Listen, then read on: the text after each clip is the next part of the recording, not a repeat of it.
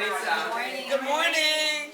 All right, we're going to start today with our training on Success Maker, and it's one of our programs that we have here at our school that we haven't been using them as much. We've been focusing more on our AR. We've been focusing on Reading Plus, but there's a lot of resources on Success Maker that it's on tap for us at the moment. And we used to have the server version here at the school with that purple icon that's on the desktop. That purple icon, we don't use that purple icon anymore because now it's gone from just server-based to internet-based. So all student desktops should have this little, looks like a little teddy bear, this is the SM. So if you double-click on that, it'll go up and it'll prompt you to go into the screen to log in. And it's the same screen as a student as it is for a teacher. So if you double-click on the screen, I'm also going to have, this is a quick little PowerPoint, and then from the PowerPoint, I'm going to show you guys a clip video from Success Maker that's about 7 minutes long. It won't be terrible, and then we're going to do some hands-on just so you guys can play around with your own class on Success Maker. The initial screen, once you pop it up, should look like a little group of little animated creatures, very Madagascar looking. So you have this parrot and these other little animals. So if you click on that screen, that's going to take you to the login screen. Before we log into Success Maker, why we're going to start using Success Maker, or why would we like for you guys to start using Success Maker, is because it's very interactive. It's interactive, it's individualized, it's a computer program that we can use here at the school for intervention and as well as for enrichment. So it's not something that we can just look, oh, I have these students that are struggling, I'm going to put them on Success Maker. Success Maker is something that everybody can benefit from. It's for reading and for math, and it establishes a starting level for every student. So on Success Maker, initial start, let's say I have a 3rd grade class, all students will be placed at a 3.0 level. And then from that 3.0 level, as soon as they start, they get placed on a specific level. So it can go up from the 3.0 or it can go down from the 3.0. It just gives them the little baseline of 3.0 because it's a 3rd grade student. Obviously 4 and 5 and so on.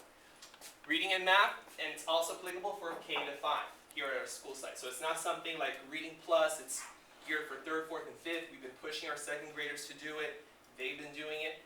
But it's not good for a K-1 program, and especially now that we don't have our tickets to read anymore here at the school. This is a great alternative. It's also something that's a little bit fresher than like River D or our FCAT Explorer. So it's for K to 5. I have enrolled everybody in classes, so I really don't have a problem because there's very few co-teaching models. But if there is a co-teaching model, the primary, like the homeroom teacher, let's say, I know it's M. Pacheco, and let's say the Montes, all the students will be under M. Pacheco's roster as opposed to being on both, because that cannot be done. Kids have to be enrolled only in one. It's very adaptable. It employs a lot of instructional strategies for the kids. It increases difficulty. There's multiple opportunities to master a concept or a benchmark. And with this, the benchmarks are not on Success Maker. They're not Sunshine State standards, they're not Florida Next Generation standards, they're Common Core standards. So both for the reading and for the math, they're both Common Core. And it supports students in order to achieve gains in their competencies throughout the year, so it keeps adapting, and it targets certain benchmarks depending on what they need help on. What's great about Success Maker, aside from being an intervention or enrichment tool, is that there's a lot of reporting features that you can pull for Success Maker. And this is just a sample, and we're going to go online so you guys can actually see it, and I'm going to pick random a class to work on. But this will be some examples of a class. This is one student's name, and it'll give them a progress graph, see how they're shooting, where they've been placed, what their progress are. It gives you their initial level, what their current level of performance is. They even place them at a future target. They're like, well, if this student continues on this path, hopefully they're going to reach this point or this grade level point at some point in Success Maker. It gives them the percent corrects, it compares previous sessions, and it gives them skills and standards that are tested. Alright, so this will be the initial screen. This is where you double click on that little teddy bear icon, and you'll be placed on this page. From this page, if I were a student, I would log in with my student ID twice. If I'm the teacher, then I log in with my employee number twice, which what I will do is I'm going to log in as a teacher. teacher randomly that I may or may not be familiar with. I am familiar with. Let's see. My kids would be under their home rooms, right? Yes. Because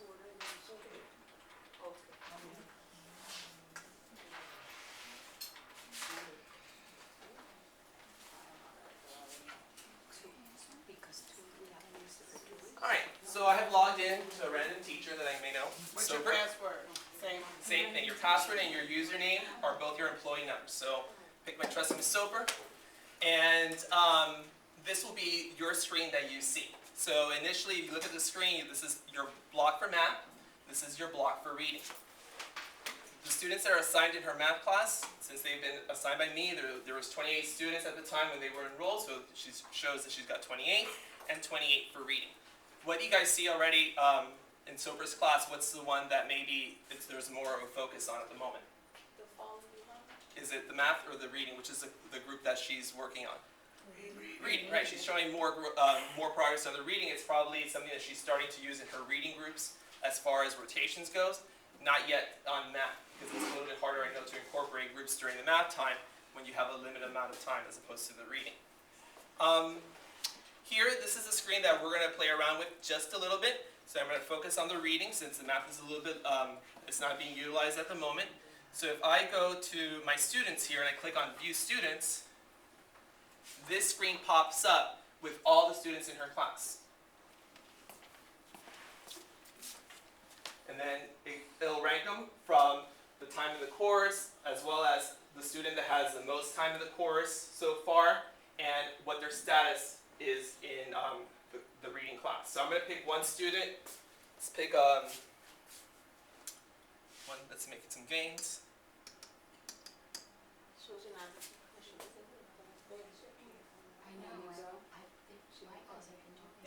Yeah, because you have students from Ms. Sober's class, and we have.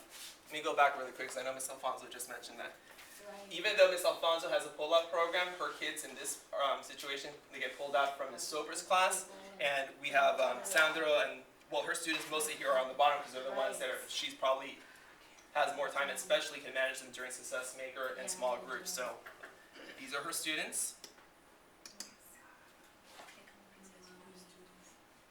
Mr. Matt, I'm sorry, I don't have access to anything because I don't work with. So Spanish, is there no any applications for Spanish? Yeah, it's not for Spanish right now, Ms. Lavernia. So I can even get and find the level of reading level for different kids.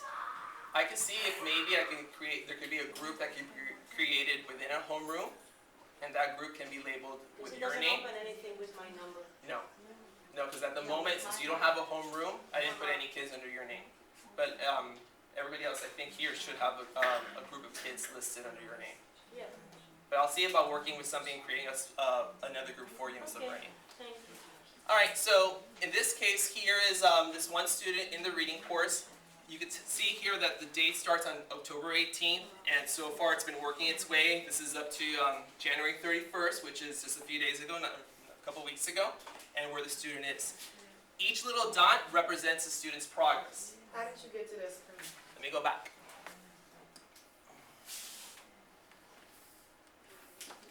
Okay, so this will be the screen that you see, Ms. Hunter? Right, I had that Okay, previously. right. So if your kids currently have been using Success Making in your Okay. class, like in this case I picked reading because it's the one that's been used the most.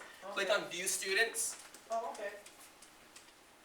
and then you should get a list of the students in your roster. Oh, okay. So I'm going to go to our my student here that we were using earlier. And here is the progress chart again, and it's progress monitoring graph.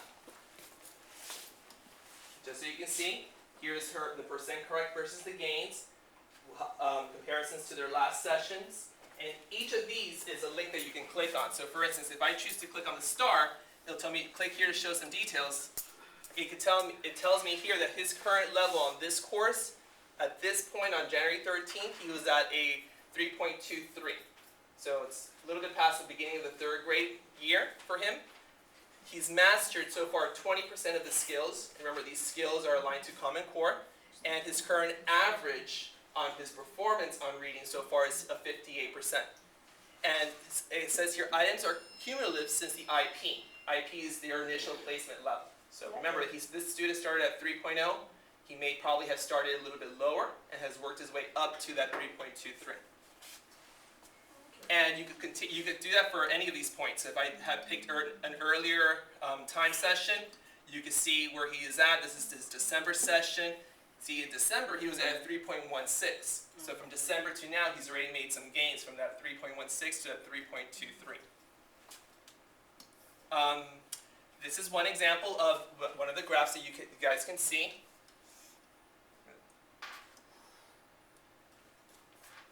His target date here, I'm sorry, I didn't go over this little snippet here.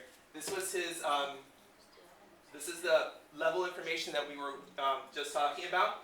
He was initially signed at 3.0. Right now, as of January, he's at a 3.23. But when he did that first initial placement, he was started actually at a 2.75. So Armani, little by little, has been making some gains in the reading part of Success Maker. He's made some gains, and it tells you he's made 0.48 points on 0.48 gain since his initial placement, and he's done 65 sessions already on Success Maker for reading. His target date we have here stated, July 3rd, 2013, that by this date we're hoping he gets to that 4.0 level, if not at 3.75 level. Okay. Let me see.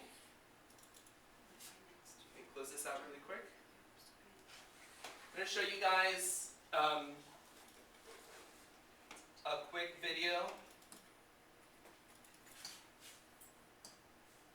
about Success Maker, just so you guys can hear a little bit more detail about what we were just looking over. And remember, mine was a quick overview, and we're going to do some hands-on after this, but this is just something straight from Success Maker.